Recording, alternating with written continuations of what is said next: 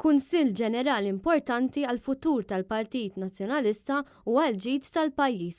Hekk ġie deskritt dan il-Kunsill mill-President tal-Kunsill Ġenerali tal-Partit Nazzjonalista Ġen Galja fil-ftuħ tal-laqgħa straordinarja.